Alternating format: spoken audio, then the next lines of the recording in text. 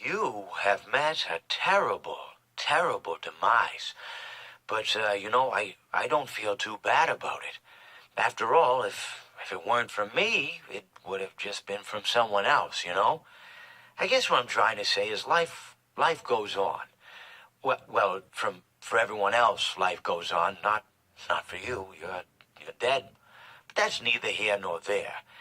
It reminds me of one summer day in the park. I was having just a delightful picnic with my good friend Orville.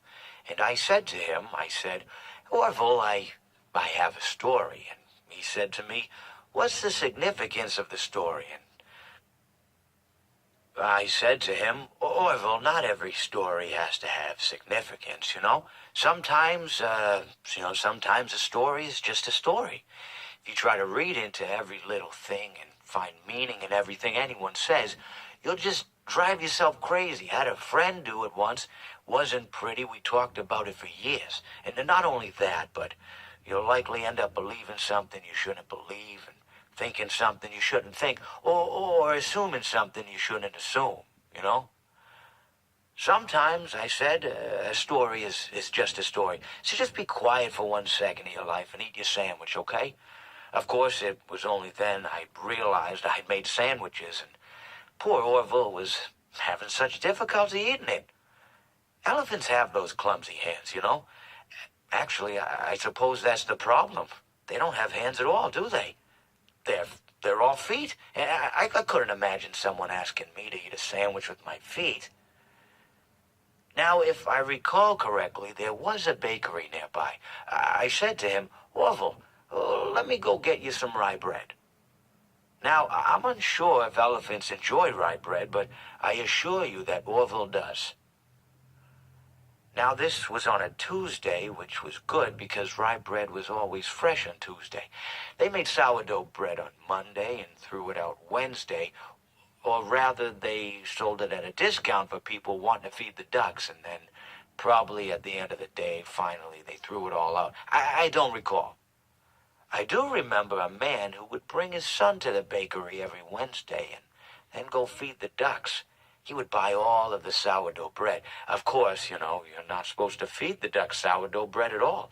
It swells up in their stomach, and then they all die. At least that's what I've heard. I never saw any ducks die myself, but I did notice a substantial decrease in the duck population over the course of a few years. I just never thought to stop the man and tell him that he was killing the ducks by feeding them sourdough bread. And if you want my opinion on the matter, and I told Orville this as well, if you want to feed ducks, or birds, or any kind for that matter, it's best to buy seed. I mean, when you think about it, breads of any sort don't occur in nature. They don't grow on trees or spring up from the bushes. I don't think birds know what to do with bread. What was I saying? Oh, yes. So I bought Orville some rye bread. What a fine day it was. Well, it seems that your journey has ended. Very sorry about that. It was always going to end this way, of course. If it weren't by me, it would have just been by some other, terrible thing. Just, you could not imagine how terrible it would be. Just, I get scared thinking about it. I'm glad it's not me. It reminds me of a time I was speaking to my good friend Orville. We were sitting on a park bench watching the pigeons. I was on the left, he was on the... Oh, wait, was I on the right or left? Anyways, it doesn't matter. We were sitting on there watching the pigeons. And I said to Orville, friend, those birds are frozen. And he kind of looked at me like I lost my mind. But I reminded him that it was winter, and often birds will sit in a tree until they freeze. And then they sort of fall to the ground until the sun warms up and they can, move around again. So I said to Orville, you might as well save those breadcrumbs until the birds thaw, because they can't very well enjoy them in the condition they're in. To which he asked what I meant, and asking what condition the crumbs should be in before he threw them to the birds, assuming that I meant the birds couldn't enjoy the breadcrumbs in the condition that the crumbs were in, when in fact I had meant the birds could not enjoy them in the condition that the birds were in, considering that the birds were frozen. So he took a moment and then threw his last handful onto the ground. I said to him, Orville, why did you throw the breadcrumbs to the birds when I just told you they're frozen? To which he responded, the breadcrumbs are not frozen. Again, misunderstanding my words. I didn't mean to say that the breadcrumbs were frozen when I said I told you they're frozen. I'd been referring to the birds. In hindsight, what I should have said was, and this would make perfect sense, why did you throw the breadcrumbs to the birds when the birds are frozen? He misunderstood upon my correction, stating that he didn't know what else to do with the breadcrumbs, and that perhaps, when the birds thawed, they'd still be able to eat the crumbs. So I said to Orville, and this is what I said to him, I said, Orville, the birds may be dead. It seems that you have met a horrible demise, my friend. But, these things happen, and life goes on. Not for you, obviously.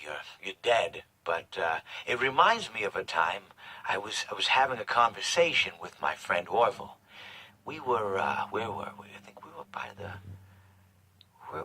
the river. We were sitting by the river and watching the fish leap over the falls.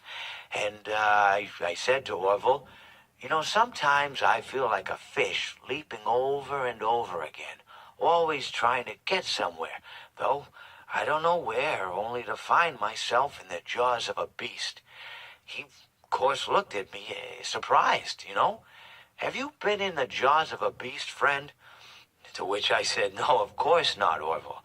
I said, no. I simply meant that life can seem like a relentless endeavor to overcome meaningless obstacles, only to meet an equally meaningless fate, regardless of your efforts, regardless of the obstacles you've passed. And Orville, he stood and proceeded to drape me with a picnic cloth, to which I asked him, I said, friend, what are you doing? He looked at me very concerned, really. I feel like you've gotten too much sun. Indeed, indeed I had. He proceeded to pour me a glass of just ice-cold lemonade. Ooh, you ever mix it with iced tea? You do like a little half lemonade, ooh, you should try it some. Well, you can't because you're dead. But anyways, so you may be asking yourself, how did I go from sitting by the falls and drinking lemonade to being wedged in the air duct? Not only with Orville, but with an entire assortment of fruity-colored friends. Well, there's really no good answer to that, but perhaps I met a demise of my own at some point, and this is my afterlife or my dream, whatever it might mean. I honestly don't know. Or maybe it doesn't mean anything at all. Maybe it doesn't mean anything at all.